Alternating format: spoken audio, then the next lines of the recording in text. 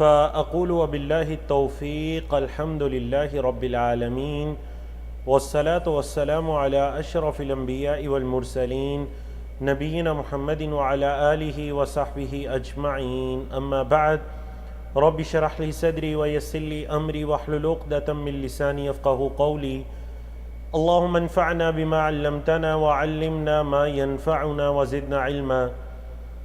سیرت النبی صلی اللہ علیہ وسلم مختصر کورس، سبق نمبر 9 لیسن نمبر 9 کے ساتھ ہم اپنی آج کی نشست کو شروع کرنے جا رہے ہیں۔ آج کی جو حدیث مبارکہ جس کا انتخاب کیا گیا ہے علم کے بارے میں،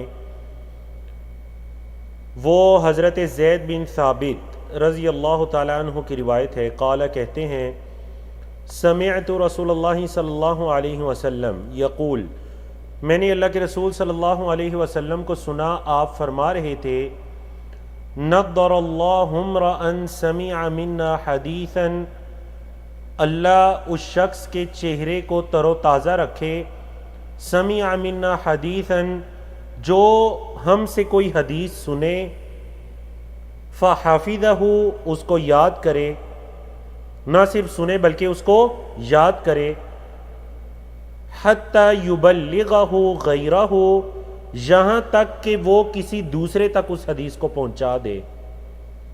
کیونکہ کبھی کبھار ایسے ہوتا ہے کہ فرب حامل فقہ الی من ہوا افقہ من، جو کوئی چیز لینے والا ہوتا ہے جس تک وہ پہنچاتا ہے وہ اس سے زیادہ دین کی سمجھ بوجھ رکھنے والا ہوتا ہے، وہ اس سے زیادہ علم والا، عقل والا ہوتا ہے۔ یہ حدیث کو سننے والا جب اس تک حدیث پہنچاتا ہے تو شاید وہ شخص اس حدیث سے اس سے زیادہ فائدہ اٹھا سکے یا لوگوں کو مستفید کر سکے۔ اور فرمایا وَرُبَّ حَامِلِ فِقْهٍ لَيْسَ بِفَقِيهٍ، کتنے ایسے علم والے ہوتے ہیں کہ ان کے پاس علم تو ہوتا ہے لیکن وہ فقیہ نہیں ہوتے، یعنی علم کو یاد رکھنے والے تو ہوتے ہیں لیکن اس کی سمجھ بوجھ رکھنے والے، اس کی گہرائی تک پہنچنے والے نہیں ہوتے۔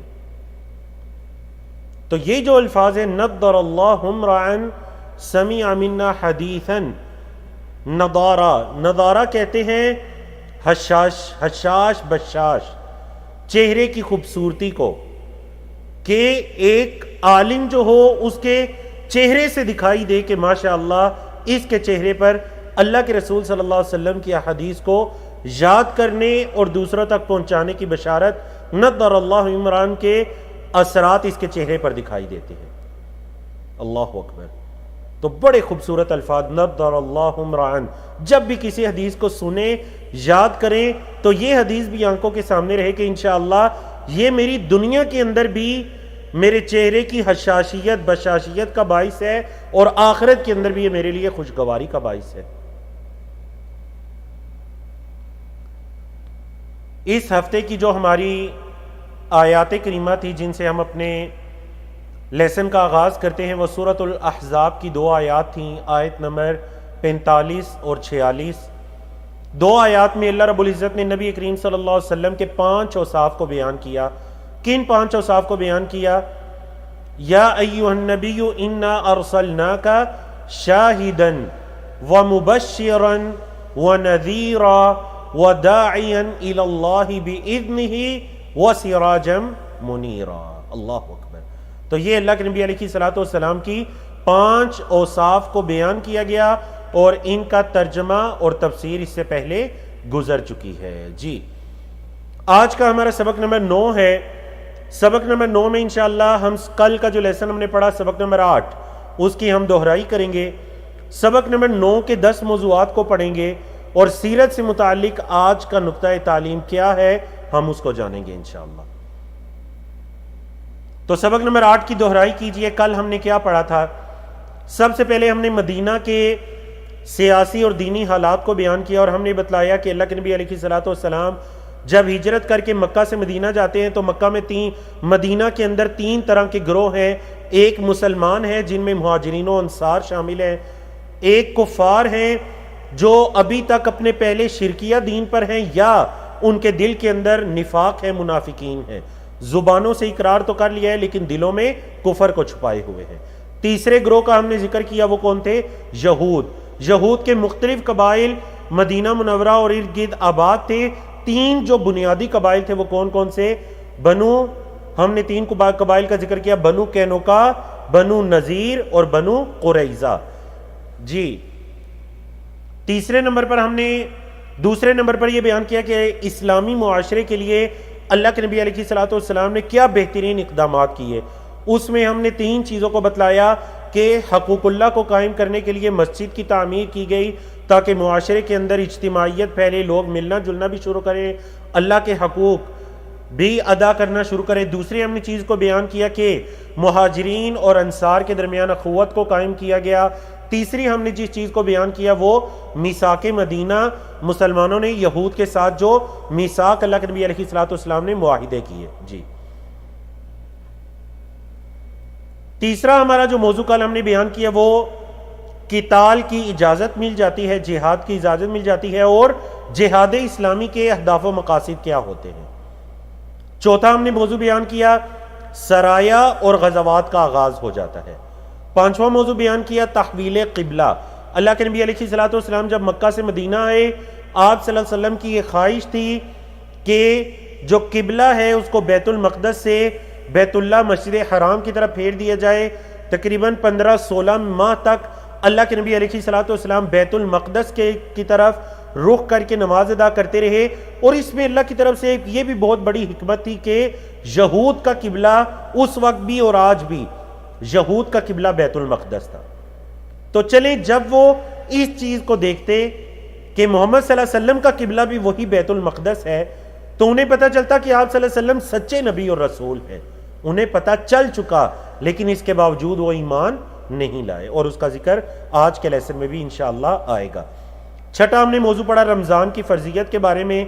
ساتواں ہم نے موضوع پڑھا غزوہ بدر سے پہلے جو مختلف سرایا اور غزوات ہوئے ان کے بارے میں۔ آٹھواں ہم نے موضوع پڑھا غزوہ بدر کے بارے میں، اور اس کی مکمل ہم نے ڈیٹیل تقریباً غزوہ بدر کے اندر 10 موضوعات کو ہم نے بیان کیا، اگرچہ جو لڑائی کی تفاصیل تھی یا جہاد جس وقت شروع ہوتا ہے ہم اس تفاصیل کے اندر نہیں گئے، لیکن ہم نے اس کے بارے میں بنیادی جتنی بھی علمی نکات تھے ان کو بیان کرنے کی کوشش کی۔ 9ویں نمبر پر ہم نے غزوہ بنو کینوکا کے بارے میں بیان کیا کہ انہوں نے اللہ کے نبی علیہ الصلوۃ والسلام کے ساتھ جو عہد و پیما کیا تھا اس کو توڑ دیا، اس کے نتیجے میں اللہ کے نبی علیہ الصلوۃ والسلام نے ان کے اس قلعے کا محاصرہ کر لیا اور ان کو جلا وطنی پر مجبور کیا کہ اپنا مال و دولت چھوڑ کر مدینے کو چھوڑ کر چلے جائیں۔ 10واں اور آخری موضوع ہم نے پڑھا جس میں ہم نے سن 1 اور 2 ہجری میں ہونے والے متفرق حالات و واقعات کو پڑھا۔ اور کتنے واقعات ہم نے پڑھے؟ جی آپ لوگ چیٹ میں مجھے بتائیں گے کہ سن 1 اور 2 ہجری کے اندر ہونے والے جو متفرق ہم نے واقعات پڑھے تو کتنے واقعات کو ہم نے بیان کیا؟ ماشاءاللہ ماشاءاللہ ماشاءاللہ، ابھی تک کوئی جواب مجھے غلط نہیں دکھائی دیا۔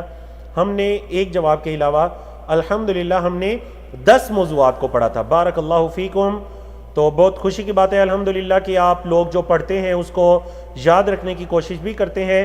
تو اللہ کے نبی علیہ الصلوۃ والسلام کی جو حدیث مبارکہ شروع میں بیان کی گئی کہ اللہ اس شخص کے چہرے کو تر و تازہ رکھے جو میری حدیث کو سنتا ہے، اسے یاد کرتا ہے حتیٰ کہ آگے پہنچا دیتا ہے۔ اللہ رب العزت ہمیں بھی اس حدیث کا مصداق بنا دے۔ آج ہمارا سبق نمبر 9 ہے۔ سبق نمبر 9 تیسرا ہفتہ ہے، اس کا آخری دن ہے، اور اگلا چوتھا ہفتہ انشاءاللہ ہمارا آخری ہفتہ ہے۔ سبق نمبر 9ویں دن کے جو ہمارے 10 موضوعات ہیں ان میں سب سے پہلا موضوع کعب بن اشرف کا قتل، دوسرا موضوع غزوہ احد، تیسرا موضوع بئر معونہ کا علم نام واقعہ ایک پیش آتا ہے، چوتھا موضوع غزوہ بنی نذیر کے بارے میں، پانچواں موضوع ہے غزوہ بدر کے بارے میں، لیکن یہ غزوہ بدر کبرا نہیں ہے جو پہلے گزر چکا ہے، یہ غزوہ بدر آخرہ یا پھر الصغرا ہے۔ چھٹا موضوع غزوہ خندق یا اس کا دوسرا نام غزوہ احزاب، ساتواں موضوع غزوہ بنو قریظہ، آٹھواں موضوع غزوہ بنو مستلق یا غزوہ مریسیع، نوواں موضوع آپ صلی اللہ علیہ وسلم کی ازواج مطہرات، 10واں موضوع سن 3 ہجری 4 ہجری اور 5 ہجری میں پیش آنے والے مختلف حالات و واقعات۔ تو اللہ رب العزت کی توفیق سے ہم ابتدا کرتے ہیں آج کا ہمارا سب سے پہلا موضوع ہے کعب بن اشرف کا قتل. جی سب سے پہلا موضوع کعب بن اشرف کا قتل. کعب بن اشرف مدینے کا ایک مالدار یہودی تھا اور دیگر یہود کی طرح یہ بھی اللہ کے رسول صلی اللہ علیہ وسلم اور مسلمانوں سے شدید قسم کی نفرت کرتا تھا. غزوہ بدر میں جب اللہ رب العزت نے مسلمانوں کو فتح یاب کیا، سامان کی کمی کے باوجود ایمانی مضبوطی تھی، اللہ رب العزت نے ان کو فتح نصیب کی، تو مدینہ کے اندر رہنے والے منافقین اور یہود مسلمانوں سے مزید بغض و حسد کرنا شروع ہو گئے. یہ جو کعب بن اشرف تھا اس کو بھی بہت بڑا صدمہ پہنچا کہ مسلمان 313 کی تعداد میں مکہ کے 1000 لشکر کو شکست دے دیتے ہیں اور سارے مکہ کے بڑے بڑے سردار مارے جاتے ہیں. یہ ایسا لعین انسان تھا کہ یہ مدینہ سے باقاعدہ چل کر مکہ جا گیا اور مکہ جا کر اس نے وہاں پر، یہ شاعر بھی تھا، اس نے اشعار کہے اور مکہ کے لوگوں کو ابارنے کی کوشش کی. یعنی آپ کہہ سکتے ہیں کہ غزوہ احد کی تیاری میں وہ جو لوگ آئے تھے اس میں کعب بن اشرف اور اس طرح کے دوسرے یہود و منافقین کا بھی بڑا کردار تھا. اس نے اشعار سنا سنا کر مکہ والوں کو ان کے سردار اور ان کے جو مقتولین تھی ان کی یاد کروائی کہ دیکھیں آپ کے لوگ کس طرح ان پر ظلم کیا گیا اور انہیں قتل کر دیا گیا. مکہ کے لوگوں نے اس سے پوچھا ہے کعب بن اشرف تمہارے پاس تو پہلی کتابوں کا علم بھی ہے، تو ذرا بتلاؤ کہ ہم زیادہ ہدایت پر ہیں یا محمد صلی اللہ علیہ وسلم زیادہ ہدایت پر ہیں؟ تو یہ لائن اس کو پتہ بھی تھا کہ محمد صلی اللہ علیہ وسلم سچے آخری نبی اور رسول ہیں. حسد اور بغض کی بنا پر یہ کہنے لگا کہ تم زیادہ ہدایت پر ہو. اللہ رب العزت نے قرآن مجید میں بھی اس بات کو ذکر کیا. اس کا مزید کام کیا تھا، دین اسلام کا مذاق اڑایا کرتا تھا، مسلم خواتین کا مذاق اڑایا کرتا تھا، نبی کریم صلی اللہ علیہ وسلم اور دین اسلام کی گستاخیاں کیا کرتا تھا، ہجو بیان کیا کرتا تھا. ہجو کا کیا مطلب ہے؟ برائیاں بیان کیا کرتا تھا. نبی کریم صلی اللہ علیہ وسلم، حالانکہ دیکھیں یہ یہود، اس کی والدہ بنو نذیر سے تھیں. یہ یہودی وہ ہیں جنہوں نے اللہ کے نبی علیہ الصلوۃ والسلام کے ساتھ معاہدے کیے تھے، میثاق مدینہ، ہم آپ کو کوئی نقصان نہیں پہنچائیں گے، آپ ہمیں کوئی نقصان نہیں. اگر کوئی دوسرا آ کر مدینے پر حملہ کرتا ہے ہم سب مل کر اس کے جنگ اور لڑائی کے لیے نکل کھڑے ہوں گے. اس کے باوجود ان یہود کے اعمال کو دیکھیے. اللہ کے رسول صلی اللہ علیہ وسلم نے ایک مرتبہ ارشاد فرمایا من لکعب بن اشرف، کون ہے کعب بن اشرف کے لیے؟ کون ہے کعب بن اشرف کے لیے؟ فَإِنَّهُ قَدْ آذَى اللَّهَ وَرَسُولَهُ، کیونکہ کعب بن اشرف نے اللہ اور اس کے رسول کو بڑی تکلیف پہنچائی ہے. اللہ اکبر. یہ کس کی زبان سے الفاظ نکلے ہیں؟ نبی کریم صلی اللہ علیہ وسلم کی. فقام محمد ابن مسلمہ، محمد ابن مسلمہ رضی اللہ تعالیٰ عنہ کھڑے ہوتے ہیں. کہا یا رسول اللہ اتحب ان اقتلہ، اے اللہ کے رسول کیا آپ اس چیز کو پسند کرتے ہیں کہ میں کعب بن اشرف کو قتل کر دوں؟ قال نعم، اللہ کے نبی علیہ الصلوۃ والسلام نے فرمایا ہاں میں پسند کرتا ہوں کہ تم اسے قتل کر دو. طویل حدیث ہے. محمد بن مسلمہ نے اللہ کے نبی علیہ الصلوۃ والسلام سے یہ اجازت چاہی کہ کیا آپ مجھے اجازت دیتے ہیں کہ میں اسلام کے بارے میں بھی اگر مجھے کچھ ضرورت کے تحت گفتگو کرنی پڑتی ہے تو میں کر لوں؟ اللہ کے نبی علیہ الصلوۃ والسلام نے اجازت دے دی.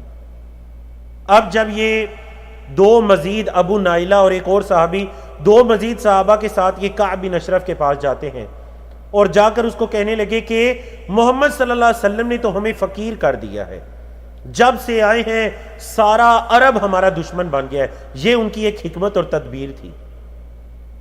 اب کیا ہوا کہ کعب بن اشرف فوراً ان سے متاثر ہو جاتا ہے کہ شاید یہ نبی کریم صلی اللہ علیہ وسلم سے تنگ ہو کر ہمارے پاس آئے ہیں. کعب بن اشرف نے کہا ہاں تم اور ایمان لے کر آؤ ان پر، میں نے تم سب کو منع کیا تھا. انہوں نے کہا ہے کعب آپ ہمیں کچھ غلہ تو دیجئے، ادار دیجئے. کہنے لگا ایسے غلہ ادار نہیں دوں گا، پہلے اپنی عورتوں کو میرے پاس رہن رکھواؤ. انہوں نے کہا عورتوں کو کیسے رکھوا سکتے ہیں؟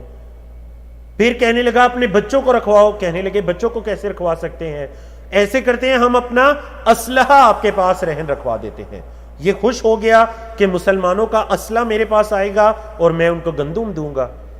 اب جب انہوں نے یہ پوری آپ کہہ لیجئے یہ پلاننگ کر لی اس پروگرام کی، رات کے وقت وہ اپنا اسلحہ لے کر اس کے کلے میں جاتے ہیں. اس کی بیوی اس کو روکتی ہے کہ کعب بن اشرف مجھے خون دکھائی دے رہا ہے مت جاؤ، لیکن اس نے کہا نہیں، یہ تو میرے قریبی ہے، ابو نائلہ میرا رضائی بھائی ہے، یہ تو میرے قریبی ہے، محمد بن مسلمہ ہے. اب جب یہ گیا انہوں نے کہا کہ اے کعب تیرے سر پر جو خوشبو ہے بڑی اچھی خوشبو ہے، ذرا سر قریب کرو ہم خوشبو سونگے. ایک مرتبہ سونگی، دوسری مرتبہ سونگی، تیسری مرتبہ جب سونگی تو اس کے بالوں کو مضبوطی کے ساتھ تھام لیا اور محمد بن مسلمہ رضی اللہ تعالیٰ عنہ نے اس کا کام وہاں پر تمام کر دیا. یہ گستاخ، یہ لعین یہودی وہاں پر ہی اپنے انجام کو پہنچ جاتا ہے. صحابہ واپس پلٹتے ہیں، نعرہ تکبیر کی آوازیں بلند کرتے ہیں. اللہ کے رسول صلی اللہ علیہ وسلم جو صحابہ کو رخصت کر کے اس مہم پر دعاؤں میں مصروف تھے، اللہ کے نبی علیہ الصلوۃ والسلام بھی اللہ کا شکر ادا کرتے ہیں، اللہ کی حمد کرتے ہیں کہ جس اللہ رب العزت نے فتح اور نصرت نصیب کی. اللہ اکبر. تو یہ کعب بن اشرف جو کہ یہود میں سے تھا. آج کا ہمارا دوسرا موضوع ہے غزوہ احد کے بارے میں. اس غزوے کا نام غزوہ احد ہے. سن ہجری یہ 3 سن ہجری میں ہے. غزوہ بدر 2 سن ہجری میں اور یہ اس کے اگلے سال 3 سن ہجری میں ہوا. جائے وقوع کون سی ہے؟ جبل احد. بالکل مدینہ شہر کے چند کلومیٹر کے فاصلے پر جبل احد نامی پہاڑ ہے. فریقین کون سے ہیں؟ فریق اول مسلمان ہیں، فریق دوم مکہ کے مشرکین ہیں. معرکے کا سبب کیا بنتا ہے؟ مشرکین مکہ غزوہ بدر کی شکست کا انتقام لینے آئے. اب عرب کے لوگ انہیں کہیں منہ دکھانے کے قابل نہیں چھوڑے تھے کہ آپ کے سارے بڑے سردار غزوہ بدر کے اندر مارے گئے، آپ کو بدلہ لیے بغیر سکون کیسے آ جاتا ہے؟ غزوہ بدر میں یہ 1000 کی تعداد میں آئے تھے، غزوہ احد میں یہ 3000 کی تعداد میں آتے ہیں. مسلمان 1000 کی تعداد میں نکلتے ہیں، 300 ان میں سے منافقین واپس پلٹتے ہیں تو پیچھے تعداد کتنی رہ جاتی ہے؟ 700. سپہ سالار کون ہے؟ مسلمانوں کے سپہ سالار اللہ کے رسول صلی اللہ علیہ وسلم ہیں. مشرکین کے سپہ سالار کون ہیں؟ ابو سفیان، جنہوں نے بعد میں فتح مکہ کے موقع پر اسلام بھی قبول کیا رضی اللہ تعالیٰ عنہ. قرآن و حدیث میں اس غزوے کا ذکر ہمیں کہاں ملتا ہے؟ احادیث میں. اگر آپ حدیث کی تمام بنیادی کتابوں کو دیکھیں تو آپ کو اس غزوے کا ذکر ملے گا. قرآن میں سورۃ آل عمران میں، سورۃ النساء میں، سورۃ الانفال اور اس کے علاوہ دیگر بھی کئی صورتوں میں اس غزوے کا ذکر ملتا ہے. سورۃ آل عمران کی 2 آیات، آیت نمبر 122 اور آیت نمبر 167 آپ کے سامنے لکھی گئی. اذ ہمت طائفتان منکم ان تفشلا واللہ ولیہما وعلی اللہ فلیتوکل المؤمنون. پس جب تمہاری 2 جماعتوں نے پس ہمتی کا ارادہ کر چکی تھیں، انہوں نے پستی کا ارادہ کر لیا، اب کیا ہوا؟ واللہ ولیہما، اللہ ان کا ولی اور مددگار ہے. وعلی اللہ فلیتوکل المؤمنون، اور مومنوں کو اللہ پر ہی توکل کرنا چاہیے. اگلی آیت بھی آپ دیکھ سکتے ہیں 167. وَلْيَعْلَمَ الَّذِينَ نَافَقُوا وَقِيلَ لَهُمْ وَلِيَعْلَمَ الَّذِينَ نَافَقُوا وَقِيلَ لَهُمْ تَعَالَوْا قَاتِلُوا فِي سَبِيلِ اللَّهِ أَوِ ادْفَعُوا قَالُوا لَوْ نَعْلَمُ قِتَالًا لَاتَّبَعْنَاكُمْ إِلَى آخِرِ. یہ آیات سورۃ آل عمران کی 2 آیات بیان کی گئیں. اس کے علاوہ سورۃ النساء، سورۃ الانفال کے ساتھ بھی تفصیل کے ساتھ ان صورتوں میں بھی غزوہ احد کا ذکر ملتا ہے. جی، نتائج اس غزوے کے کیا رہے تھے؟ آپ کے علم میں ہے اللہ کے نبی علیہ الصلوۃ والسلام نے میدان احد میں ایک چھوٹی پہاڑی پر 50 لوگوں کا ایک گروہ منتخب وہاں پر اس کو متعین کر دیا تھا کہ جب تک میں نہ کہوں تم نے یہاں سے نیچے نہیں اترنا. لیکن جب پہلی مرتبہ جنگ شروع ہوتی ہے، اللہ رب العزت مسلمانوں کو فتح یاب کرتا ہے، مشرکین اپنے قدموں کے بل واپس پلٹ جاتے ہیں. ان پہاڑی والوں نے یہ دیکھا کہ شاید ہمیں فتح مل چکی ہے، یہ فوراً پہاڑی سے نیچے اتر آئے. اب جب یہ نیچے اترتے ہیں اس چھوٹی پہاڑی سے، اس وقت حضرت خالد بن ولید رضی اللہ تعالیٰ عنہ، انہوں نے اس وقت اسلام قبول نہیں کیا تھا، وہ اس موقع کو بہترین موقع سمجھتے ہیں اور اس پہاڑی کی طرف سے مسلمانوں پر حملہ کر دیتے ہیں۔ اب مسلمان جو مشرکین کا مال غنیمت چننے میں مصروف تھے اور اکثر نے یہ سمجھ لیا تھا کہ ہم جنگ جیت چکے ہیں، مشرکین ڈر کر واپس پلٹ چکے ہیں شکست کھا کر۔ اب جب یہ حملہ ہوتا ہے تو مسلمانوں کو بڑا نقصان دیکھنے میں آتا ہے، یہ فتح نقصان میں تبدیل ہو جاتی ہے، مسلمانوں کو کافی نقصان کا سامنا کرنا پڑتا ہے، جانی نقصان بھی اور مالی نقصان بھی، حتیٰ کہ اللہ کے رسول صلی اللہ علیہ وسلم بھی زخمی ہو جاتے ہیں۔ زخموں کی حالت میں اللہ کے نبی علیہ الصلوۃ والسلام بالکل جبل احد کے ساتھ ایک گڑھے میں گر جاتے ہیں، آپ صلی اللہ علیہ وسلم کے مبارک منہ میں بھی چوٹ لگ جاتی ہے، اور آپ اس جنگ کے اندر آپ صلی اللہ علیہ وسلم کے چچا حضرت حمزہ بن عبد المطلب رضی اللہ تعالیٰ عنہ کو بھی بڑی بے دردی کے ساتھ شہید کر دیا جاتا ہے، جن کا لقب کیا ہے، چیٹ میں آپ مجھے بتا سکتے ہیں۔ حضرت حمزہ یوم احد میں شہید ہوئے تھے، ان کا لقب کیا ہے؟ سیف اللہ ان کا لقب نہیں ہے، اسد اللہ بھی ان کا لقب نہیں ہے، بارک اللہ فیکم ان کا لقب کیا ہے؟ سید الشہداء۔ اب درست جواب آنا شروع ہوئے، ان کا لقب کیا ہے؟ سید الشہداء، حضرت حمزہ بن عبد المطلب اللہ کے نبی علیہ الصلوۃ والسلام کے چچا ہیں، غزوہ احد میں جام شہادت نوش کرتے ہیں۔ شہداء یا مقتولین کی تعداد کتنی ہے؟ شہداء کی تعداد 70 تک پہنچتی ہے، اور آپ کے علم میں ہے کہ آپ جب مدینہ منورہ جاتے ہیں، وہاں پر آپ احد میں جاتے ہیں تو ایک مقبرہ احد ہے، سارے جو احد کے شہداء تھے ان کو اسی مقبرے کے اندر دفن کیا گیا جی۔ اور مقتولین کی تعداد کتنی ہے؟ تقریباً 22 تعداد ان کی بنتی ہے۔ یہ غزوہ احد کے بارے میں کچھ معلومات تھیں۔ ہمارے تیسرے موضوع کی طرف آتے ہیں، اور وہ ہے بئر معونہ کا المناک واقعہ پیش آتا ہے۔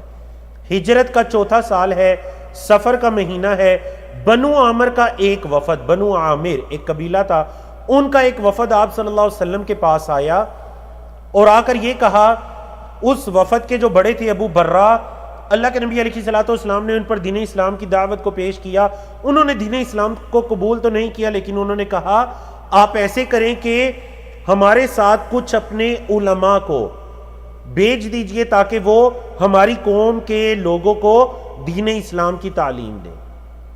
اب جب اللہ کے نبی علیہ الصلوۃ والسلام نے ان کے ساتھ مہاجرین و انصار کے 70 علماء صحابہ کو بھیجا، اور دیکھیے جب بھی احادیث کے اندر قراء کا ذکر آتا ہے، قاری کی جمع قراء، کہ فلاں صحابی جو ہیں وہ قراء میں سے تھے، تو اس سے مراد دین اسلام کا اور قرآن مجید کا عالم ہوتا ہے، صرف قاری نہیں بلکہ عالم، کیونکہ ہمارے زمانے میں یہ مصطلح الگ ہو گئی، قاری یا قرات کا ایک الگ شعبہ ہو گیا، علماء کا ایک الگ شعبہ ہو گیا، لیکن نبی کریم صلی اللہ علیہ وسلم کے زمانے کے بارے میں جب یہ کہا جائے قراء تو اس سے مراد کیا ہے؟ علماء۔ نبی کریم صلی اللہ علیہ وسلم نے 70 علماء کی جماعت ان کے ساتھ بھیجی۔ اب دیکھیے یہ 70 علماء عام لوگ نہیں، علماء کی جماعت، دین کا علم رکھنے والے، قرآن مجید کا علم رکھنے والے۔ نبی کریم صلی اللہ علیہ وسلم کو کچھ خدشات تھے، آپ صلی اللہ علیہ وسلم نے اس کا اظہار بھی کیا، لیکن ابو برہ نے کہا کہ آپ میری ذمہ داری کے اندر ان لوگوں کو روانہ کر دیجیے۔ نبی کریم صلی اللہ علیہ وسلم نے ان کو بھیج دیا۔ اب کیا ہوتا ہے؟ بئر معونہ نجد کے قریب ایک جگہ، جب یہ وہاں پر پہنچے، جس جگہ پر انہوں نے جانا تھا ابھی وہاں پر پہنچے نہیں، بنو عامر میں، اس میں پہنچنے سے پہلے ہی عامر بن طفیل جو تھا اس نے سب سے پہلے مسلمانوں کی یہ جو جماعت تھی ان کے سربراہ حضرت حرام ان کو شہید کر دیا۔ پھر پاس ایک قبیلہ آباد تھا بنو سلیم، ان کو بلایا، اس میں رعل، ذکوان اور عصیہ نامی قبائل کے لوگ آئے، اور انہوں نے ان صحابہ کرام کا گھیرا کر کے ان میں سے ایک ایک کر کے سب کو شہید کر دیا۔ صرف 2 لوگ بچے، جن میں سے ایک کو بعد میں شہید کر دیا گیا، اور صرف ایک صحابی بچے، اور وہ کون ہے؟ عمر بن امیہ۔ یہ آ کر اللہ کے نبی علیہ الصلوۃ والسلام کو اطلاع دیتے ہیں کہ یہ سلوک کیا گیا، اور اللہ کے نبی علیہ الصلوۃ والسلام کو وحی کے ذریعے بھی بتلا دیا جاتا ہے۔ صحیح بخاری کی یہ جو طویل حدیث ہے یہ اسی کے بارے میں ہے۔ اس حدیث کو ذکر کرنے کا مقصد یہ ہے کہ آپ اگر اس حدیث کی 5ویں لائن دیکھیں، پہلے جو لائنیں ہیں وہ وہی، ان کے اندر وہی قصہ ہے جو ہم بیان کر چکے ہیں۔ 5ویں لائن کو دیکھیے، فقالو، انہوں نے کہا، جب وہ جو شہید ہونے والے صحابہ تھے 70، انہوں نے کہا اللہم بلغ عنا نبینا، اے اللہ تو ہمارے نبی کو ہماری طرف سے یہ پیغام پہنچا دے۔ کیا پیغام؟ انا قد لقینا کا، اے اللہ تو ہمارے نبی کو یہ پیغام پہنچا دے کہ ہم تجھ سے ملاقات کر چکے ہیں۔ فرضینا عنکا، اور ہم تجھ سے راضی ہو چکے ہیں۔ ورضیت عنا، اور اے اللہ نبی کو یہ بھی بتا دے کہ تو بھی ہم سے راضی ہو چکا ہے۔ اللہ اکبر۔ اور ایک شخص اتا رجل حرام، حضرت حرام جو ان علماء کی جماعت کے قائد تھے، ان کو سب سے پہلے شہید کیا گیا۔ ان کو جب شہید کیا گیا تو انہوں نے الفاظ کہے، بڑے خوبصورت الفاظ، اور یہ الفاظ جہاد اور مجاہدین کی ہمیشہ زبانوں پر رہتے ہیں۔ کیا الفاظ؟ فزت ورب الکعبہ، سیکنڈ لاسٹ لائن، فزت ورب الکعبہ، اللہ کی قسم میں کامیاب ہو گیا، اللہ کی قسم، کعبے کے رب کی قسم میں کامیاب ہو گیا۔ اللہ اکبر۔ اللہ کے نبی علیہ الصلوۃ والسلام نے صحابہ کرام کو بتلایا کہ یہ جو تمہارے بھائی ہیں ان کو قتل کر دیا گیا ہے، اور انہوں نے اللہ سے یہ دعا کی ہے کہ ہمارے نبی کریم صلی اللہ علیہ وسلم کو یہ بتلا دیجئے کہ ہم تجھ سے مل چکے ہیں، اور اللہ تو ہم تجھ سے راضی ہو چکے ہیں، اور اللہ تو ہم سے راضی ہو چکے ہیں، تاکہ ان کے جو اہل و عیال ہیں نبی کریم صلی اللہ علیہ وسلم ہے، ان کے غم کے اندر، پریشانی کے اندر کچھ کمی آئے، کہ وہ سب صحابہ جو ہیں شہادت کے مرتبے کو پا چکے ہیں۔ اللہ اکبر۔ آج کے اپنے چوتھے موضوع کی طرف آتے ہیں، اور وہ موضوع ہے غزوہ بنی نضیر۔ مدینہ میں یہود کے 3 قبائل آباد تھے، بنو قینوقا، بنو نذیر اور بنو قریظہ۔ سب سے پہلے قینوقا کے بارے میں بیان کیا گیا، اور کل ان کی جنگ اور جلا وطنی کے بارے میں بیان کر دیا گیا۔ آج بنو نذیر اور بنو قریظہ کے بارے میں بیان کیا جائے گا۔ بنو نذیر سن 4 ہجری میں ہی ان کے ساتھ غزوہ ہوتا ہے۔ جائے وقوع مدینہ منورہ ہے۔ فریقین، فریق اول مسلمان ہیں، فریق دوم بنو نذیر قبیلے کے یہودی ہیں۔ اسباب کیا ہیں؟ بنو نذیر قبیلے کے یہودیوں کی مسلمانوں سے کیے وعدے کی خلاف ورزی، اور نعوذ باللہ رسول اللہ صلی اللہ علیہ وسلم کو شہید کرنے کی سازش کی گئی بنو نذیر کے لوگوں کی طرف سے۔ یہ ان کا حسد اور بغض تھا کہ انہوں نے اللہ کے نبی علیہ الصلوۃ والسلام کو شہید کرنے کی، قتل کرنے کی کوشش کی۔ اور دیکھ لیجئے صرف ان یہودیوں کا نہیں بلکہ اس سے پہلے بھی جو انبیاء رسول آئے ہیں یہ یہود ان کے ساتھ ایسا سلوک کر چکے ہیں۔ کئی جگہ پر اللہ رب العزت نے قرآن مجید میں اس چیز کو بیان کیا کہ یہ اللہ کے انبیاء کو بغیر کسی حق کے قتل کرتے ہیں۔ تو یہ یہود کا طریقہ کار تھا۔ تو بنو نذیر کے لوگوں نے جب بھی ایسی کبھی قسم کی کوشش کی، قرآن و حدیث میں سورۃ الحشر اللہ رب العزت نے بنو نذیر کے بارے میں اور اس غزوے کے بارے میں ہی نازل کی۔ بعض مفسرین نے یہ بھی کہا کہ جب تک آپ بنو نذیر کی اس غزوے کی تفاصیل کو نہیں پڑھتے آپ سورۃ الحشر کو نہیں سمجھ سکتے۔ دیکھیے آپ غزوات کے علم کو حاصل کر رہے ہیں، یقین جانیے یہ غزوات کا علم جس پر مستقل کتابوں کو لکھا گیا۔ بعض علماء نے یہاں تک کہا کہ جس شخص کے پاس نبی کریم صلی اللہ علیہ وسلم کے غزوات اور سرایا کا علم نہیں ہے وہ اپنے آپ کو عالم کہلانے کے قابل نہیں ہے۔ غزوات اور سرایا کیوں؟ کیونکہ دیکھیں بار بار احادیث اور قرآن کی آیات کو بیان کیا جا رہا ہے۔ اب ایک بندے کے پاس غزوات کا علم نہیں ہوگا وہ ان آیات کو کیسے سمجھ سکے گا کہ اس آیت میں کس غزوے اور کس جنگ کا ذکر ہو رہا ہے؟ تو یہ مقصد ہے ان غزوات کو اور ان غزوات میں آیات اور کچھ احادیث کو بیان کرنے کا۔ نتیجہ کیا نکلتا ہے؟ قبیلہ بنو نذیر کی مدینہ سے جلا وطنی ہو جاتی ہے، ان کو مدینہ سے نکال دیا جاتا ہے۔ اسلحہ کے علاوہ جتنا سامان اونٹوں پر لاد کے لے جا سکتے ہیں اتنا لاد کے لے جا سکتے ہیں، اس کے علاوہ کسی دیگر سواری یا کسی چیز پر وہ اپنا سامان نہیں لے کر جا سکتے۔ اپنے اہل و عیال بیوی بچوں کو لیں اور مدینہ منورہ کو چھوڑ جائیں، لیکن اسلحہ لے کر جانے کی اجازت نہیں ہے۔ اب یہ جو بڑی مقدار میں بنو نذیر کاروبار کے لحاظ سے بھی بڑا مضبوط قبیلہ تھا، ان لوگوں کا جو بچا کچا سامان تھا اور جو ان کے ہتھیار تھے وہ سب مسلمانوں کو مال غنیمت کی صورت میں مل جاتے ہیں، حتیٰ کہ ان کے گھر، زمینیں، باغات، یہ سب اللہ رب العزت مسلمانوں کے لیے مسخر کر دیتا ہے، آسان کر دیتا ہے۔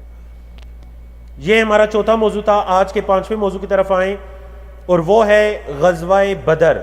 غزوہ بدر کون سا؟ غزوہ بدر کبریٰ نہیں، کل جو ہم نے بیان کیا ہے وہ غزوہ بدر کبریٰ تھا۔ آج جو بیان کر رہے ہیں یہ کیا ہے؟ غزوہ بدر صغریٰ، یا پھر غزوہ بدر الآخرہ، یا پھر غزوہ بدر دوم۔ اس کو بعض علماء نے اول کہا اور اس کو دوم کہا۔ ہوتا ایسے ہے کہ احد کے بعد ابو سفیان نے نبی کریم صلی اللہ علیہ وسلم کو یہ دھمکی دی تھی کہ اگلے سال انشاءاللہ بدر کے مقام پر، اس نے کیا کہا تھا کہ اگلے سال بدر کے مقام پر آپ سے ملاقات ہوگی۔ نبی کریم صلی اللہ علیہ وسلم بھی انشاءاللہ کہہ کر اس ملاقات کے لیے بالکل تیار تھے۔ اب سن 4 ہجری میں شعبان کے مہینے میں یہ 2000 کا لشکر لے کر بدر کی طرف اس نے پیش قدمی شروع کی۔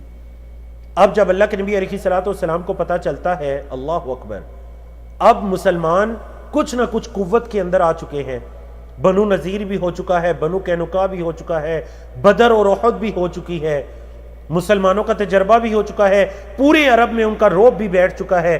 نبی کریم صلی اللہ علیہ وسلم بھی 1500 صحابہ کو لے کر بدر کے مقام کی طرف نکلتے ہیں کہ مدینہ میں رہ کر ان کا انتظار نہ کیا جائے بلکہ بدر کے مقام پر نکل کر ان کا مقابلہ کیا جائے۔ 1500 صحابہ کو لے کر نکلتے ہیں۔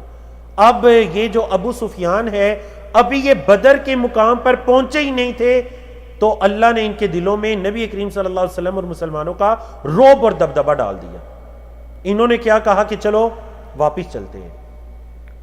پھر بہانے بنانے لگے کہ یہ جو موسم ہے سبزے کا موسم نہیں ہے، جانور جو ہیں وہ بھوک سے مر رہے ہیں، تو کیوں نہ ہم واپس چلیں، جس موسم میں کچھ ہریالی ہوگی تو پھر آ کر مسلمانوں سے جنگ کریں گے۔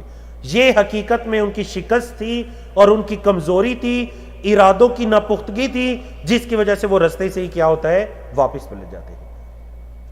اللہ کے نبی علیہ السلام 8 دن تک بدر کے میدان میں قیام کرتے ہیں۔ صحابہ کرام بدر میں جو تجارت ہو رہی تھی اس تجارت میں مشغول ہو جاتے ہیں، اپنے سامان کی خرید و فروخت شروع کر دیتے ہیں۔ 8 دن تک مسلمان شان و شوکت کے ساتھ بدر کے مقام پر پڑاؤ کرتے ہیں، اور اس کے بعد کیا ہوتا ہے کہ مسلمان پھر شان و شوکت کے ساتھ فتح یاب ہو کر مشرکین کے دلوں میں مزید رعب ڈال کر مسلمان کیا ہے، مدینہ کی طرف واپس پلٹتے ہیں۔ سارے عرب کے اندر مسلمانوں کی قوت کے مزید چرچے شروع ہو جاتے ہیں۔ تو یہ ہمارا آج کا 5واں موضوع تھا۔ اپنے آج کے 6ٹھے موضوع کی طرف بڑھتے ہیں، اور وہ ہے غزوہ خندق، یا اس کا دوسرا نام ہے غزوہ احزاب۔ سن 5 ہجری میں ہجرت کے 5ویں سال ہونے والا غزوہ۔ جی، اس کو غزوہ خندق کیوں کہا گیا؟ کیونکہ اس میں مدینہ کے ارد گرد ایک خندق کو کھودا گیا تھا۔ اس غزوہ کو احزاب کیوں کہا گیا؟ احزاب، حزب ان کی جمع، احزاب جماعتیں، مختلف گروہ، کیونکہ اس غزوہ میں عرب کے مختلف گروہ مل کر مسلمانوں کو صفائے ہستی سے بالکل مٹانے کے لیے آئے تھے۔ جائے وقوع مدینہ منورہ ہے، فریق اول مسلمان ہیں، فریق دوم مکہ کے مشرکین بھی ہیں، یہود اور ان کے دیگر قبائل بھی ہیں۔ یہی یہود بنو نذیر، بنو قینقاع کے لوگ جن کو مدینہ سے نکال دیا گیا تھا۔ سبب کیا بنتی ہے؟ مشرکین مکہ کو غزوہ احد کی شکست کے بعد، اور یہ جو غزوہ بدر صغریٰ بیان کیا گیا، اس میں بھی ان کی کمزوری ظاہر ہو چکی تھی۔ اب انہوں نے یہ سکیم لڑی کہ ہم یہ پلاننگ کی کہ ہم سب مل کر مسلمانوں پر ایک ہی مرتبہ حملہ کرتے ہیں۔ اور ان کو بنیادی طور پر ابھارنے والے کون تھے؟ بنو نذیر اور بنو قینقاع کے یہود سردار. یہ باقاعدہ مکہ کے اندر گئے اور جا کر انہوں نے مکہ کے مشرکین کو ابھارا کہ کیوں نہ ہم سب مل کر کیا کریں، مسلمانوں پر ایسا حملہ کریں کہ مسلمانوں کو بالکل صفاستی سے ہی مٹا دیں. اللہ اکبر. اب یہ سارے یہود، مشرکین، کفار، عرب کے دیگر قبائل، یہ سب مل کر 10,000 کا لشکر لے کر 10,000 کا لشکر. اس سے پہلے کسی جنگ میں، اس سے پہلے کی جنگوں میں اتنا بڑا لشکر کسی کام نہیں آیا تھا. 10,000 کا لشکر لے کر یہ کیا ہوتا ہے؟ مدینے پر چڑھائی کرنے کے ارادے سے آتے ہیں. سپہ سالار مسلمانوں کے کون ہیں؟ رسول اللہ صلی اللہ علیہ وسلم. کفار کے کون ہیں؟ ابو سفیان. نبی کریم صلی اللہ علیہ وسلم اپنے صحابہ کو جمع کر کے مشورہ مانگتے ہیں. حضرت سلمان فارسی رضی اللہ تعالیٰ عنہ نے ایک مشورہ دیا کہ کیوں نہ ہم خندق کھودیں. اب حضرت سلمان فارسی چونکہ فارس سے آئے تھے، فارس کے اندر یہ خندق کھود کر اپنی حفاظت کرنا، اپنا بچاؤ کرنا یہ معروف طریقہ تھا، لیکن عرب کے اندر کوئی اس طریقے کو نہیں جانتا تھا. عرب کے اندر گھڑ سواری، تیر اندوزی، تلوار چلانا، یہ سارے طریقے، نیزہ بازی، یہ سارے طریقے تو معروف تھے، لیکن عرب کے اندر خندق کھود کر دشمن کو خندق کے دوسرے کنارے پر روکے رکھنا اور خود اپنے گھروں کے اندر یا پھر اس خندق کی دوسری جانب اپنا بچاؤ، اپنی حفاظت کرنا، اپنی آبادی کو بچانا، بالکل مشرکین کو اس چیز کا اندازہ نہیں تھا. اللہ کے نبی علیہ الصلوۃ والسلام حضرت سلمان فارسی رضی اللہ تعالیٰ عنہ کے اس مشورے پر تمام صحابہ اور اللہ کے نبی علیہ الصلوۃ والسلام اتفاق کرتے ہیں اور خندق کھودنا شروع کر دی جاتی ہے. قرآن و حدیث میں اس غزوے کا ذکر کہاں ہے؟ سورۃ احزاب میں اس غزوے کا تفصیلی ذکر کیا گیا، اور سورت کا نام بھی احزاب اسی غزوے کے نام پر رکھا گیا. حزب ان کی جمع احزاب، مختلف گروہ، یہود و مشرکین کے مختلف گروہ. یا ایھا الذین آمنوا اذکروا نعمت اللہ علیکم، اے ایمان والو اللہ کی جو تم پر نعمت ہے اس کو یاد کرو. اذ جاءتکم جنود فارسلنا علیہم ریحا وجنودا لم تروها وکان اللہ بما تعملون بصیرا.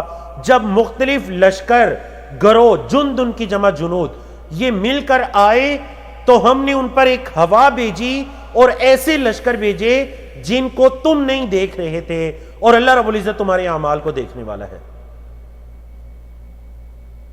تو یہ آپ کہہ لیجئے اس صورت میں اور ان آیات میں، اس کے بعد والی آیات میں بھی اللہ رب العزت نے تفصیل کے ساتھ غزوہ احزاب کا ذکر کیا ہے.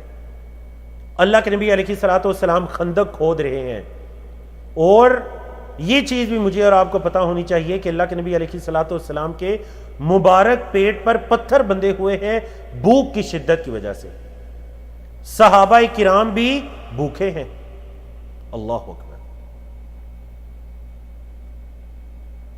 جی اللہ کے نبی علیہ الصلوۃ والسلام کی زبان رسالت سے کیا الفاظ نکلتے ہیں؟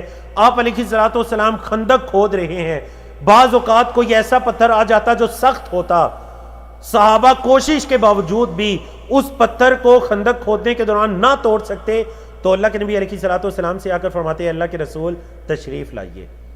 اللہ کے نبی علیہ الصلوۃ والسلام جا کر تشریف لے جاتے اور کیا فرماتے؟ ایک مرتبہ زور کی کدال اس پتھر پر مارتے، وہ پتھر ریزے ریزے ہو جاتا. اللہ اکبر.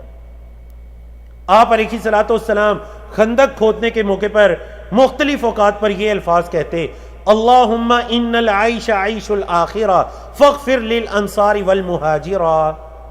مسجع کلام، اشعار کی صورت میں کلام. کیا وجہ ہے؟ تاکہ ہمتیں مزید بلند ہو جائیں. اللہم ان العیش عیش الآخرہ، اے اللہ عیش تو حقیقی زندگی تو آخرت کی زندگی ہے، عیش تو آخرت کی عیش ہے. فاغفر للانصار والمہاجرہ، اے اللہ انصار و مہاجرین کو بخش دے. قالوا مجیبین لہ، صحابہ کرام جواب میں کیا کہتے ہیں؟ اللہ کے نبی علیہ الصلوۃ والسلام کے اتنے خوبصورت الفاظ سن کر جواب میں کہتے ہیں، نحن الذین بایعوا محمدا علی الجہاد ما بقینا ابدا. ہم تو وہ لوگ ہیں جنہوں نے اللہ کے نبی علیہ الصلوۃ والسلام کی بیعت کی ہے، جب تک باقی رہیں گے آپ علیہ الصلوۃ والسلام کے ساتھ جہاد کرتے رہیں گے۔ نحن الذین بایعوا محمدا علی الجہاد ما بقینا ابدا۔ یہ الفاظ بھی سننے میں ملتے ہیں، واللہ لولا انت مہتدینا ولا تصدقنا ولا صلینا فانزلا سکینة علینا ان الاولی قد بغوا علینا اذا ارادوا فتنة ابینا ورفع صوته ابینا ابینا۔ اچھا یہ جو آخری الفاظ تھے ابینا ابینا، جب اللہ کے نبی علیہ الصلوۃ والسلام ان الفاظ پر پہنچتے تو سارے صحابہ مل کر آواز کو بلند کرتے، اللہ اکبر۔ یقین جانیے کیا تصور کیا جا سکتا ہے کہ وہ کیسے خوبصورت نظارے ہوں گے۔ صحابہ کرام اللہ کے نبی علیہ الصلوۃ والسلام دن رات اپنے پیٹوں پر پتھر باندھ کر اپنی حفاظت کے لیے، مسلمانوں کی حفاظت کے لیے خندق کو کھود رہے ہیں، مشرکین اور کفار کو خندق کے دوسرے کنارے روک کر رکھے ہوئے ہیں۔ واللہ لولا انت مہتدینا، اے اللہ اگر تو ہمیں ہدایت نہ دیتا، ولا تصدقنا ولا صلینا، اے اللہ نہ تو ہم کوئی چیز صدقہ کر سکتے اور اے اللہ نہ ہی ہم نمازیں پڑھ سکتے۔ فَأَنزِلًا سَكِينَةً عَلَيْنَا، اے اللہ ہم پر سکینے کو نازل فرما۔ اِنَّ الْأُولَىٰ قَدْ بَغَوْا عَلَيْنَا، ان لوگوں نے ہم پر بغاوت کی ہے، یہ ہمیں ختم کرنے کے لیے آ رہے ہیں۔ اِذَا أَرَادُوا فِتْنَةً أَبَيْنَا، جب بھی یہ کسی فتنے کا ارادہ کریں گے، ابینا ابینا، ہم اس کا انکار کریں گے، ہم ان کے کسی فتنے کو کبھی قبول نہیں کر سکتے۔ اللہ اکبر۔ کفر سب سے بڑا فتنہ ہے، اللہ کی نافرمانی سب سے بڑا فتنہ ہے، لا دینیت، اللہ کے دین کا انکار، یہ سب سے بڑا فتنہ ہے۔ ابینا ابینا، اے اللہ ہم اس چیز کا انکار کرتے ہیں۔ اللہ اکبر۔ اس جذبے کے ساتھ غزوہ خندق اور غزوہ احزاب، نتائج کیا نکلتے ہیں؟ 10,000 کا لشکر پہنچتا ہے خندق کے اس پار، جب ادھر آئے تو دیکھا کہ یہ کیا ہے، اتنا بڑا گڑھا جس گڑھے کو کوئی کراس بھی نہیں کر سکتا۔ ایک دو مواقع پر جب کچھ مشرکین نے اس گڑھے کو کراس کرنے کی کوشش کی تو صحابہ کرام نے ان کا کام وہیں پر تمام کر دیا۔ اللہ کے نبی علیہ الصلوۃ والسلام ایک اور چال چلتے ہیں، الحرب خدعۃ، جنگ تو دھوکے کا نام ہے، یعنی کہ اپنے دشمن کو دھوکے میں ڈالنے کا نام ہے۔ ایک صحابی نعیم یا نعیم بن مسعود الغطفانی، غطفان قبیلے سے ہیں، یہ اسلام قبول کرتے ہیں اس غزوے کے دوران۔ اللہ کے نبی علیہ الصلوۃ والسلام ان سے فرماتے ہیں کہ آپ ابھی اپنے اسلام کو مخفی رکھیے اور کیا کیجئے، آپ مشرکین کے اور یہود کے ان لشکروں میں چلے جائیں اور جا کر وہاں پر کیا کیجئے کہ ان کے درمیان آپس میں پھوٹ ڈالنے کی کوشش کیجئے۔ حضرت نعیم بن مسعود کا بہترین کردار اس موقع پر ہوتا ہے، جا کر ایک سردار یا ایک قبیلے کے لوگوں کے پاس جا کر دوسرے قبیلے کی کوئی بات کرتے ہیں، ان کے پاس جا کر ان کی کوئی بات کرتے ہیں، آپس میں وہ جو احزاب تھے، مختلف گروہ تھے، ان کی آپس میں پھوٹ پڑنا شروع ہو جاتی ہے۔ اب جب یہ بالکل پھوٹ پڑ جاتی ہے آپس میں تو اللہ رب العزت کی طرف سے عذاب آتا ہے، جس کا ذکر آیت میں بھی ہے کہ ہم نے ہوا بھیجی اور ایسے لشکر بھیجے جن کو تم نہیں دیکھ رہے تھے۔ اللہ رب العزت فرشتوں کے ذریعے، ان لشکروں کے ذریعے سے، ہواؤں کے ذریعے سے اللہ رب العزت کیا ہے، ان احزاب، ان گروہوں کے پاؤں کو اکھیڑ دیتے ہیں، یہاں تک کہ ایک مرتبہ شدید سردی کی رات تھی۔ اللہ کے نبی علیہ الصلوۃ والسلام جب صبح اٹھتے ہیں دیکھا کہ خندق کے اس پار کوئی بھی نہیں ہے، کوئی بھی نہیں ہے خندق کے اس پار، کہاں گئے سارے؟ رات کی سردی، تیز ہوا، آندھی، بارش نے اور ان کی آپس میں پھوٹ نے، اللہ کی طرف سے آئی ہوئی مدد نے، آپ کہہ لیجئے کہ مسلمانوں کے حق میں جو مدد آئی، ان تمام چیزوں نے ان کو مجبور کیا کہ وہ وہیں سے واپس پلٹ جاتے ہیں۔ تو یہ کیا تھا جی؟ غزوہ خندق یا غزوہ احزاب۔ بارک اللہ فیکم۔ آج کے 6 موضوع مکمل ہوئے، 7ویں موضوع کی طرف بڑھتے ہیں۔ اللہ کے نبی علیہ الصلوۃ والسلام غزوہ احزاب سے فتح یاب ہو کر اللہ کے نبی علیہ الصلوۃ والسلام واپس پلٹتے ہیں۔ ابھی گھر میں پہنچے ہی تھے کہ اللہ رب العزت کے حکم سے جبریل امین آتے ہیں اور آ کر اللہ کے نبی علیہ الصلوۃ والسلام کو بنو قریظہ کی طرف چلنے کا حکم دیتے ہیں اللہ رب العزت کی طرف سے۔ غزوے کا نام ہے غزوہ بنو قریظہ، سن 5 ہجری۔ یہ آپ کہہ لیجئے کہ بالکل غزوہ احزاب کے اگلے دن ہے۔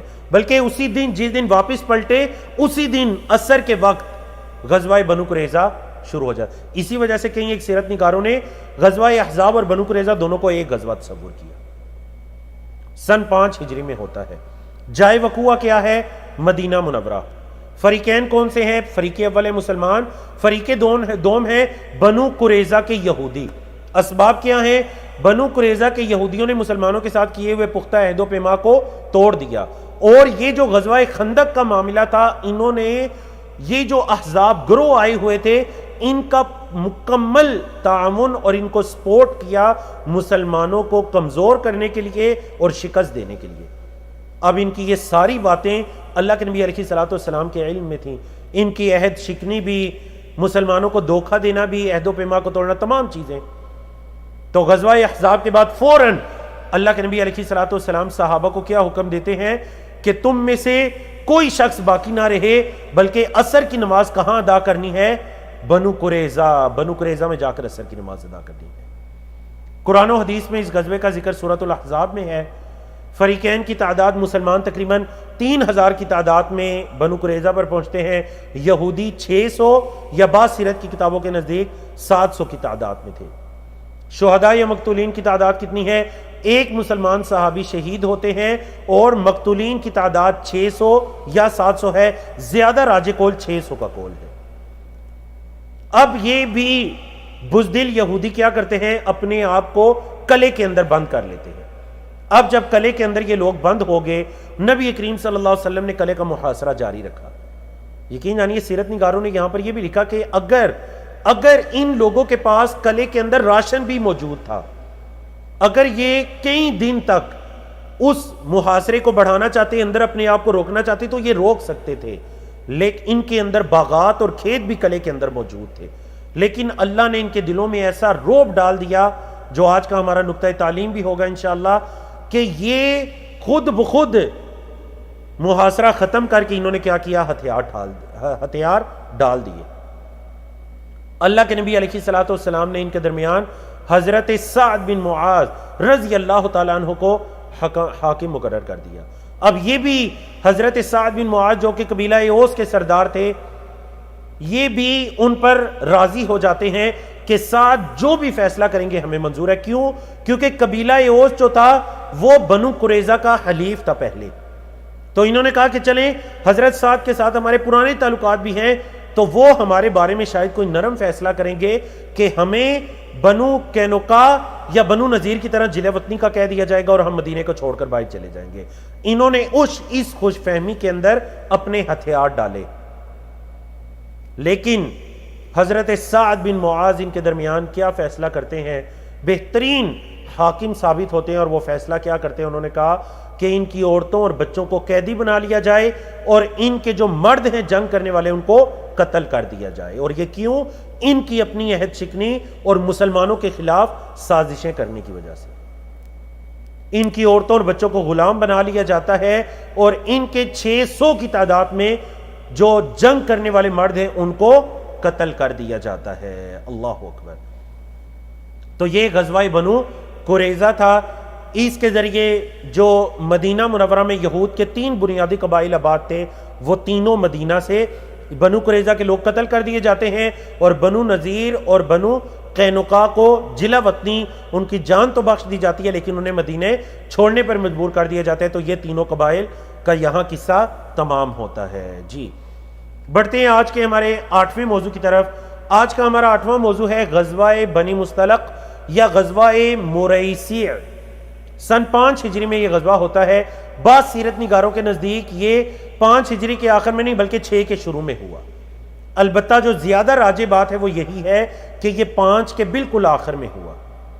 اللہ کے رسول صلی اللہ علیہ وسلم کو یہ خبر ملی کہ بنو مستلق جو ایک قبیلہ ہے، اس کے سردار حارث بن ابی درار، جو حضرت جویریہ ام المومنین حضرت جویریہ کے والد تھے، حارث بن ابی درار، وہ مدینے پر کچھ قبائل کے ساتھ مل کر مدینے پر چڑھائی کا ارادہ رکھتے ہیں.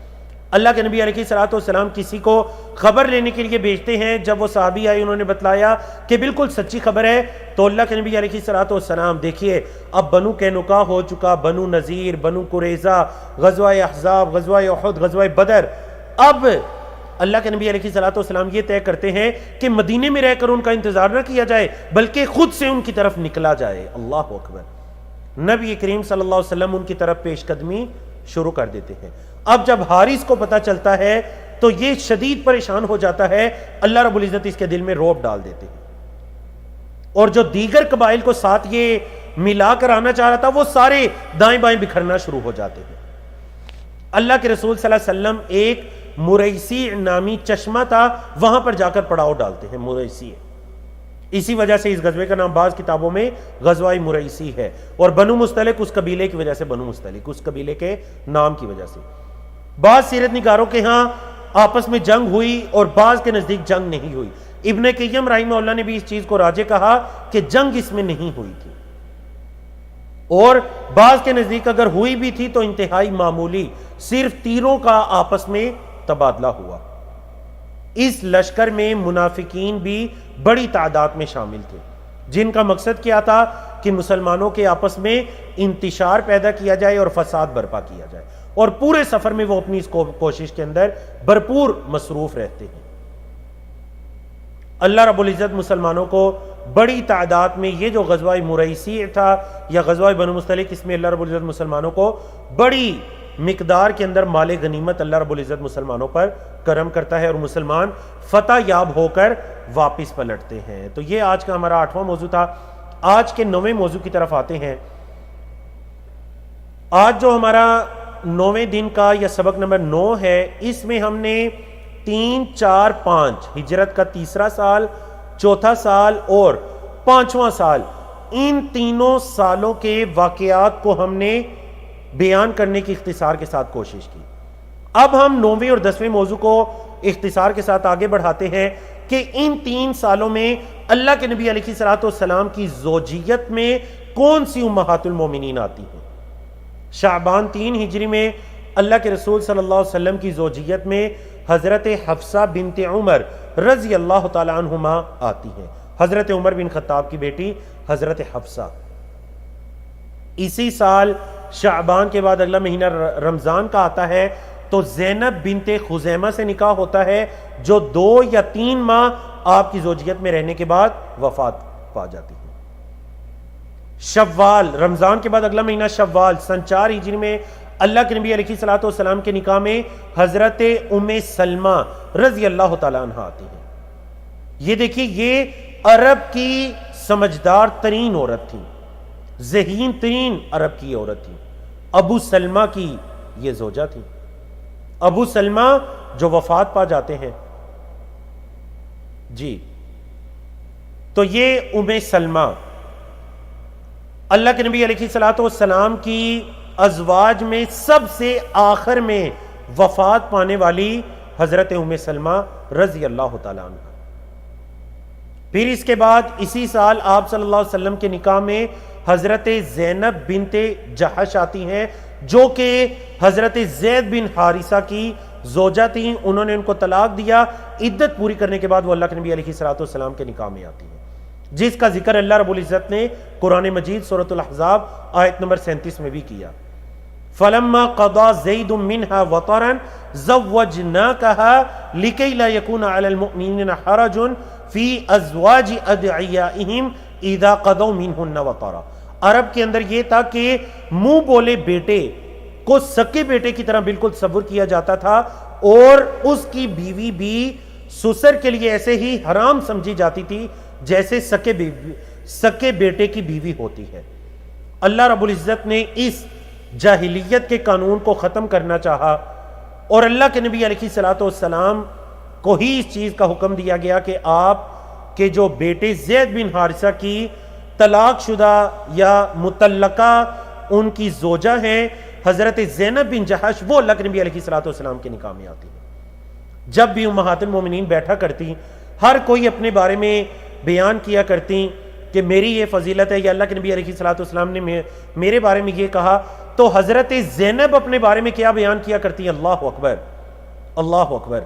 دیکھیں یہ جو الفاظ لکھے ہوئے ہیں نا, یہ الفاظ, جی یہ جو الفاظ ہیں زوجناکہا, کیا الفاظ ہیں؟ زوجناکہا, ہم نے آپ کی ان سے شادی کروائی. اللہ اکبر. تو یہ کہا کرتی تھی کہ میرا نکاح تو تم سب کا نکاح تمہارے آباء و اجداد تمہارے والدین نے کیا, میرا نکاح اللہ رب العزت نے ساتوں آسمانوں کے اوپر سے کیا. اللہ اکبر. زوجنا کہا, قرآن کے الفاظ ہیں, ہم نے اور اللہ کے نبی علیہ الصلوۃ والسلام نے اسی کو نکاح سمجھا تھا. اللہ اکبر اللہ اکبر. جی تو یہ سن 6 ہجری کا واقعہ ہے. غلطی سے غالباً وہ الف ہے جو یہاں پر اس کا اضافہ ہو گیا, یہ 61 نہیں بلکہ یہ سن 6 ہجری کا واقعہ ہے. بارک اللہ فیکم. آپ صلی اللہ علیہ وسلم کی وفات کے بعد سب سے پہلے جو وفات پانے والی ہے آپ کی زوجات میں وہ حضرت زینب ہے, اور یہ سن 20 ہجری ہجرت کے 20ویں سال ان کی وفات ہوتی ہے. جی اگلی جو زوجہ محترمہ ہے وہ ہیں حضرت جویریہ بنت حارث, جن کے بارے میں بھی 8ویں موضوع میں بیان کیا گیا کہ بنو مستلق کے جو سردار تھے حارث بن ابی درار, یہ ان کی بیٹی ہیں جویریہ بنت حارث. یہ بھی قیدیوں کے اندر آتی ہیں. اللہ کے نبی علیہ الصلوۃ والسلام ان پر اسلام قبول کرتے ہیں اور اللہ کے نبی علیہ الصلوۃ والسلام کی زوجیت میں آ جاتی ہیں. اللہ اکبر. یہ ہمارا آج کا 9واں موضوع تھا جس کو ہم نے اختصار کے ساتھ بیان کیا. تو آج کا ہمارا 10واں اور آخری موضوع یہ ہے کہ سن 3, 4 اور 5 ہجری میں پیش آنے والے واقعات کون سے ہیں. تو آپ کے علم میں ہے کل کے لیکچر نمبر 8 میں بھی ہم نے جو آخر نمبر پر 10واں موضوع پڑھا تھا تو اس میں ہم نے ان 3, 4, 5 یا پھر کل کے لیسن میں ہم نے 1 اور 2 ہجری میں جتنے واقعات پیش آئے تھے ان کا ہم نے اختصار کے ساتھ ان کی طرف اشارہ کرنے کی کوشش کی, کیونکہ مختصر سیرت کورس ہے, تمام موضوعات کو تفصیل سے بیان کرنا ممکن نہیں ہے. تو بہرحال آج ہمارا یہ 9واں دن ہے. 10واں موضوع ہے ہمارا سن 3, 4 اور 5 ہجری میں آنے والے مختلف واقعات, پیش آنے والے مختلف حالات و واقعات جن کا تعلق سیرت النبی صلی اللہ علیہ وسلم کے ساتھ ہے. تو محرم سن 3 ہجری میں ایک غزوہ ہوا جس کا نام ہے غزوہ بنو غطفان. کیا نام ہے جی اس کا؟ غزوہ بنو غطفان. اس میں اللہ کے نبی علیہ الصلوۃ والسلام 450 صحابہ کی معیت میں نکلے. اسی طرح دوسرا جو واقعہ ہے وہ جمادہ الاخرہ سن 3 ہجری میں آپ صلی اللہ علیہ وسلم نے حضرت زید بن حارثہ کی قیادت میں قریش کے قافلے کو روکنے کے لیے ایک سریہ بھیجا. حضرت زید بن حارثہ جو آپ کے منہ بولے بیٹے بھی ہیں, اور وہ گئے اور وہ مال غنیمت لے کر واپس کامیاب لوٹے, مال لے کر آئے یعنی اس قریش کے قافلے سے. اور کل بھی اشارہ کیا گیا تھا کہ یہ جو سرایا قریش کے قافلوں کے پیچھے بھیجے جاتے تھے اس کا مقصد کیا تھا کہ قریش کے لوگ جو ہیں وہ جو مسلمان ابھی مکہ میں موجود ہیں یا جو ہجرت کر آئے ہیں ان کے مالوں کو جو انہوں نے ضبط کیا تھا یا ان کو نقصان پہنچایا تھا یا تکلیفیں پہنچائی تھی, یہ اس کا بدلہ تھا. یا پھر جو کم از کم ابھی مکہ میں مسلمان ہیں جنہوں نے ہجرت نہیں کی وہ ان کو کوئی تکلیف نہ پہنچائیں کہ مسلمان مدینے میں ہمیں بھی تکلیف پہنچا سکتے ہیں. تیسرا اہم واقعہ اور وہ کل کے لیسن میں بیان کیا گیا تھا کہ نبی کریم صلی اللہ علیہ وسلم کی صاحبزادی حضرت رقیہ رضی اللہ تعالیٰ عنہ فوت ہوتی ہیں. تو ان کی وفات کے بعد ربیع الاول سن 3 ہجری میں حضرت عثمان بن عفان رضی اللہ تعالیٰ عنہ نے آپ کی دوسری صاحبزادی ام کلثوم سے شادی کی اور ذوالنورین کہلائے. یعنی آپ علیہ الصلوۃ والسلام کی 2 بیٹیاں, پہلے حضرت رقیہ اور ان کی وفات کے بعد اب ام کلثوم رضی اللہ تعالیٰ عنہما آپ کے نکاح میں ہے. چوتھا ضروری واقعہ کیا ہے؟ یہ محرم سن 4 ہجری کا واقعہ ہے کہ آپ صلی اللہ علیہ وسلم نے ابو سلمہ کی قیادت میں ایک سریہ بھیجا, اور جب وہ اس سے واپس پلٹ رہے تھے تو جنگ احد کے موقع پر انہیں ایک زخم آیا تھا. اس زخم کی تکلیف کی وجہ سے یا اس زخم کی شدت کی وجہ سے اس سریہ سے واپسی پر ان کی کیا ہوتی ہے؟ وفات ہو جاتی ہے. اللہ کے نبی علیہ الصلوۃ والسلام ان کے گھر تشریف لے جاتے ہیں, ان کی آنکھیں جو کھلی ہوئی تھیں اس کو بند کیا اور فرمایا ان روح اذا قبض تبعه البصر, روح جب قبض کر دی جاتی ہے تو آنکھیں اس کا پیچھا کرتی ہیں, اس وجہ سے آنکھیں کھلی ہیں. اس سے ہی بھی پتہ چلتا ہے کہ جب کوئی مرے اس کی آنکھیں بند کر دینی چاہیے. لوگوں نے رونا شروع کر دیا تو انہوں نے عجیب یعنی جسے وہ بین ڈالنا یا پھر وہ ایسے کلمات ادا کرنے شروع کر دیے. تو نبی کریم صلی اللہ علیہ وسلم نے ان کو منع فرمایا اور فرمایا کہ بددعا مت کرو, خیر کا سوال کرو, کیونکہ فرشتے آمین کہتے ہیں جو تم کہتے ہو. پھر نبی کریم صلی اللہ علیہ وسلم نے حضرت ابو سلمہ کو دعا دی, بڑی خوبصورت دعا کیا, اللہم اغفر لی ابی سلمہ, اے اللہ ابو سلمہ کو بخش دے, ورفع درجتہ فی المہدیین, مہدیین میں اللہ ابو سلمہ کے درجات کو بلند کر, اور اس کے پیچھے جو رہنے والے ہیں اس میں ان کا بہترین اسے نعم البدل عطا کر, اور ہمارے اور اس کے گناہوں کو معاف فرما اے رب العالمین، اس کی قبر کو وسیع فرما اور منور فرما۔ تو یہ اللہ کے نبی علیہ الصلوۃ والسلام تشریف لے جاتے ہیں وہاں پر ان کے گھر میں، اور ابو سلمہ رضی اللہ تعالیٰ عنہ جو کہ ام سلمہ رضی اللہ تعالیٰ عنہ کے خاوند ہیں، ان کو دعا بھی دیتے ہیں۔ بارک اللہ فیکم۔ لیجیے، یہ ہمارا آج کا 10واں موضوع تھا جسے ہم نے اللہ رب العزت کی توفیق کے ساتھ بیان کیا۔ معذرت چاہتا ہوں، آپ کا ٹائم 2 منٹ اوپر جا چکے ہیں، لیکن میں آپ لوگوں کی اجازت سے صرف نقطہ تعلیم کو اختصار کے ساتھ بیان کرنا چاہتا ہوں۔ نقطہ تعلیم، آج ماشاءاللہ آپ نے مختلف جنگوں کے بارے میں سنا، آپ نے اس کے اندر ایک چیز دیکھی کہ کیسے نبی کریم صلی اللہ علیہ وسلم کے دشمنوں کے دل میں اللہ رب العزت نبی کریم صلی اللہ علیہ وسلم اور مسلمانوں کا رعب اور دبدبہ بٹھا دیتا ہے۔ نبی کریم صلی اللہ علیہ وسلم نے فرمایا، صحیح بخاری کی حدیث، اعطیت خمسا لم یعطہن احد قبلی، مجھے ایسی 5 چیزیں دی گئی ہیں کہ میرے سے پہلے کسی کو وہ 5 چیزیں نہیں دی گئیں، یعنی کسی نبی رسول کو نہیں دی گئی، میرا خاصہ ہے۔ پہلی چیز کیا ہے؟ نصرت بالرعب مسیرۃ شہر، 1 مہینے کی مسافت سے اللہ رب العزت نے رعب کے ساتھ میری مدد فرمائی۔ کیا مطلب؟ یعنی دشمن ابھی 1 مہینے کی مسافت سے میرے سے دور ہوتا ہے تو اللہ اس کے دل میں میرے رعب اور دبدبے کو پیدا فرما دیتے ہیں۔ یہ مطلب ہے کہ دشمن کے دل میں اللہ نے میرے رعب اور دبدبے کو ڈال دیا، اگرچہ دشمن ابھی 1 مہینے تک دور ہوتا ہے، اور اس کی کئی نشانیاں آپ اللہ کے نبی علیہ الصلوۃ والسلام کے غزوات میں دیکھ چکے تھے۔ باقی کی مشہور حدیث ہے، آپ اس کا ترجمہ سنتے بھی رہتے ہیں، میں نے صرف ان حصے کو کلٹ کیا اور آپ کے سامنے بیان کیا جو ہمارے آج کے موضوع سے متعلق تھا، اور وہ کیا ہے؟ نصرت بالرعب مسیرۃ شہر۔ بارک اللہ فیکم۔ آج اللہ کی توفیق سے ہم نے 10 موضوعات کو بیان کیا۔ آج کا دوسرا پول بھی ہم لیتے ہیں۔ جی، آج کا دوسرا پول، آپ سب جواب دیجئے، غزوہ خندق میں کفار کی تعداد کتنی تھی؟ غزوہ خندق میں کفار کی تعداد کتنی تھی؟ 10,000، 1,000 یا 3,000؟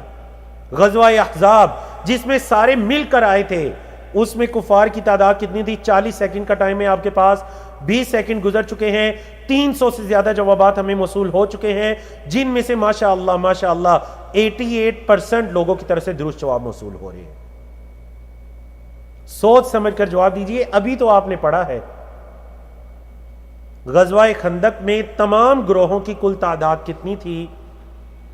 مکہ کے مشرکین ہیں، یہود ہیں، عرب کے دیگر قبائل ہیں۔ ماشاءاللہ خوشائند بات یہ ہے کہ 420 لوگوں کی طرف سے درست جواب موصول ہو چکا ہے، ماشاءاللہ 421 لوگوں کی طرف سے، جن کی پرسنٹیج 83% بنتی ہے۔ آپ میں سے کل 550 لوگوں کی طرف سے جواب موصول ہوا، ماشاءاللہ 500 سے زیادہ لوگوں کی طرف سے۔ تو درست جواب دیکھیے ماشاءاللہ، option number 1 is the correct answer, اور کیا ہے؟ 83%، اور ان کی تعداد کتنی ہے؟ 422 لوگوں نے درست جواب دیا ماشاءاللہ، کہ 10,000 اس لشکر کی تعداد کتنی تھی؟ 10,000، ان تمام گروہوں کی تعداد 10,000 تھی۔ تو الحمدللہ یہ ہمارے آج کے 2 پول تھے، اور اللہ کی توفیق سے آج کے ہم نے ان 10 موضوعات کو بیان کیا۔ معذرت چاہتا ہوں 5 منٹ کا ٹائم اوپر گیا، لیکن چونکہ یہ مدنی دور ہے، آنے والے دنوں کے اندر شاید 5 منٹ کی بجائے ہمیں 10 منٹ بھی زیادہ لگانے پڑے، لیکن انشاءاللہ کوشش ہوگی کہ اس سے زیادہ ٹائم اوپر نہ جائے، کیونکہ ہماری 1 گھنٹے کی کلاس ہے، کوشش کریں گے 1 گھنٹے کے اندر ہی اس کو کور کریں۔ بارک اللہ فیکم۔ اقول قولی ھذا استغفر اللہ لی ولکم ولسائر المسلمین من کل ذنب۔ کفارہ مجلس کی دعا پڑھیے، سبحانک اللہم وبحمدک اشہد ان لا الہ الا انت استغفرک واتوب الیک۔ السلام علیکم ورحمۃ اللہ وبرکاتہ۔